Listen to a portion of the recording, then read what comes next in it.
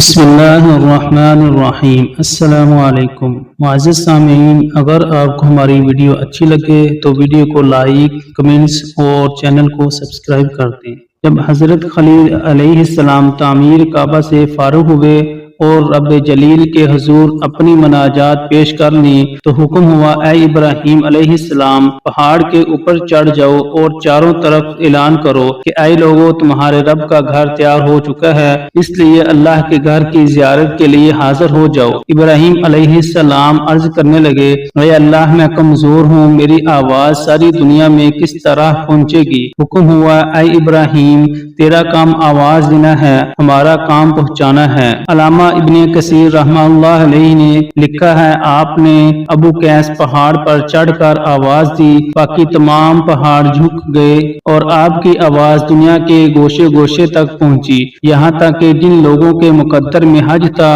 اور ہے، اللہ تعالیٰ نے ان کی آواز ان کی ماؤں کے رحم تک پہنچائی اور لوگوں کو حج کے لیے اعلان عام کر دو کہ وہ تمہارے پاس ہر دور دراز مقام سے پیدل اور اونٹوں پر سوار آئیں تاکہ وہ فائدے پائیں جو یہاں ان کے لیے رکھے گئے ہیں، اور مقرر دنوں میں ان جانوروں پر اللہ کا نام لیں جو اس نے انہیں بخشے ہیں، خود بھی کھائیں اور تنگ دست اور محتاج کو بھی دیں، پھر اپنا میل کچیل دور کریں اور اپنی نظریں پوری کریں، اس قدیم گھر کا طواف کریں۔ مذکورہ آیات سے اور حضرت ابراہیم علیہ السلام کی دعا، ہمارے رب ہمیں حج کے احکامات بتلا دیجیے گا، سے واضح ہوتا ہے کہ دنیا میں باقاعدہ اور باضابطہ پہلا حج جناب حضرت ابراہیم علیہ السلام اور اسماعیل علیہ السلام نے کیا ہے۔ اس لحاظ سے دنیا میں پہلے حجی جناب ابراہیم علیہ السلام اور اسماعیل علیہ السلام ہیں۔ حج چند معین اور مقررہ ایام میں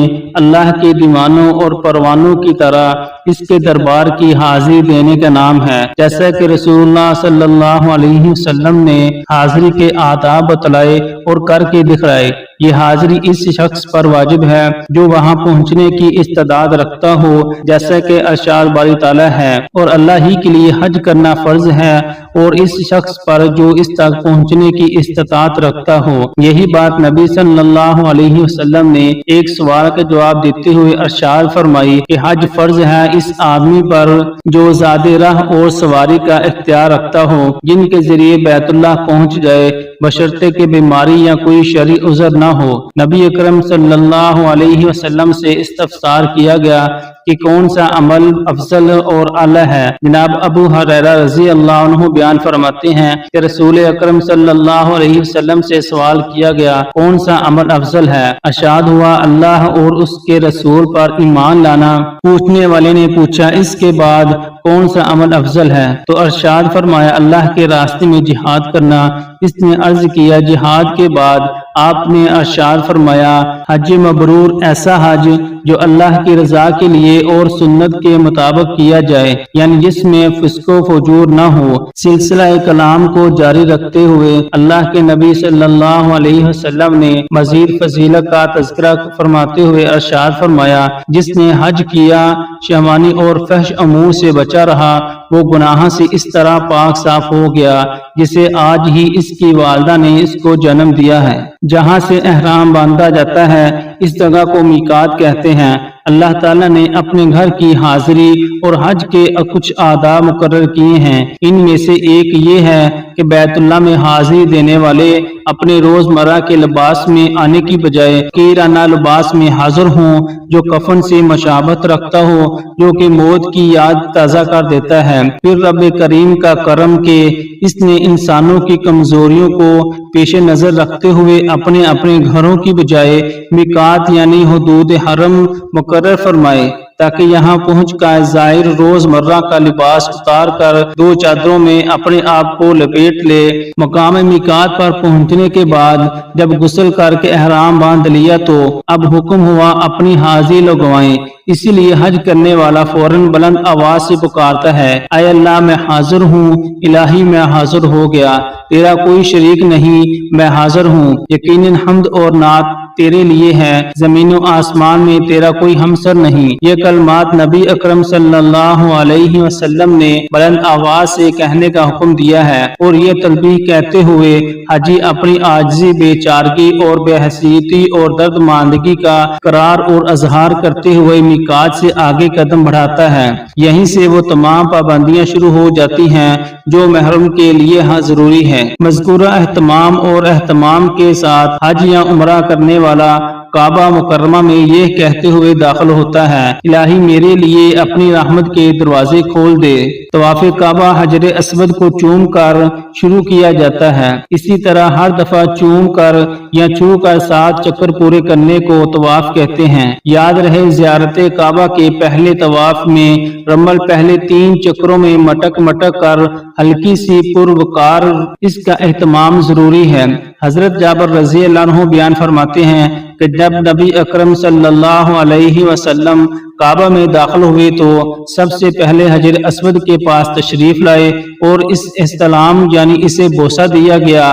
پھر آپ نے داہنی طرف سے کعبہ کا طواف شروع فرمایا، جس میں پہلے 3 چکروں میں رمل فرمایا اور باقی 4 چکروں میں عام رفتار کے ساتھ چلے۔ حضرت ابو ہریرہ رضی اللہ عنہ بیان فرماتے ہیں کہ نبی اکرم صلی اللہ علیہ وسلم نے ارشاد فرمایا، رکن یمانی پر 70,000 فرشتے مقرر ہیں جو یہ دعا کرنے والے کے ساتھ آمین کہتے ہیں، الہی میں آپ سے دنیا اور آخرت میں معافی اور عافیت چاہتا ہوں۔ اے ہمارے رب، ہمیں دنیا میں بھلائی اور آخرت میں بھی بھلائی عنایت فرمائے اور ہمیں آگ کے عذاب سے بچا۔ نبی کائنات علیہ السلام طواف سے فارغ ہو کر مقام ابراہیم علیہ السلام کی طرف تشریف لائے، جو کہ بیت اللہ سے تقریباً 5-6 گز کے فاصلے پر ہے، اور آپ نے یہ آیت تلاوت فرمانے کے بعد 2 نفل ادا کیے۔ نماز نفل پڑھنے کے بعد نبی اکرم صلی اللہ علیہ وسلم نے خوب سیر ہو کر زمزم پیا اور سر مبارک پر بہایا۔ اس کے بعد صفا مروہ کی طرف پلٹے۔ یہاں پہنچ کر آپ صلی اللہ علیہ وسلم نے اس آیت مبارکہ کی تلاوت فرمائی اور حکم دیا کہ سعی دوڑ کی ابتدا صفا کی طرف سے کی جائے، کیونکہ رب کائنات نے اسی ترتیب کا ذکر فرمایا ہے۔ میں بھی اسی سے شروع کرتا ہوں جس کا ذکر اللہ تعالیٰ نے پہلے کیا ہے۔ ابن ماجہ کی روایت کے مطابق صفا اور مروہ پر قبلہ رخ کھڑے ہو کر دعا مانگنے کا بھی ذکر ہے، اور ساتھ ہی یہ بھی ذکر موجود ہے کہ آپ صلی اللہ علیہ وسلم بین سعی صرف دونوں پہاڑوں کے درمیان نشیبی جگہ پر دوڑتے، دوسرے مقام پر عام معمول کے مطابق چلتے۔ اسی طرح آپ صلی اللہ علیہ وسلم نے مروہ پر 7 چکر پورے فرمائے۔ یاد رہے بعض لوگ بے علمی کی بنا پر صفا سے لے کر واپسی صفا تک ایک چکر شمار کرتے ہیں، حالانکہ نبی اکرم صلی اللہ علیہ وسلم نے صفا سے مروہ تک 1 چکر اور مروہ سے صفا تک دوسرا چکر شمار فرمایا ہے۔ اسی طرح 7واں چکر مروہ پر پورا ہوتا ہے۔ یہاں قبلہ رخ کھڑے ہو کر دعا کرنا مسنون ہے۔ سعی بین الصفا والمروہ کے بعد حجامت کروائے اور احرام اتار دے۔ 8ویں ذی الحج صبح کی نماز کے بعد حج کے لیے احرام باندھ لے۔ 8ویں ذی الحج کو طواف کیے بغیر نبی اکرم صلی اللہ علیہ وسلم تمام صحابہ کے ساتھ منا تشریف لے گئے۔ وہاں صحابہ رضی اللہ عنہ وما اہل مکہ اور نبی اکرم صلی اللہ علیہ وسلم نے 5 نمازیں قصر کر کے پڑھی۔ 9ویں ذی الحجہ کی صبح سورج نکلنے کے بعد آپ سوئی عرفات روانہ ہوئے۔ وہاں آپ صلی اللہ علیہ وسلم نے ایک خیمہ میں قیام فرمایا۔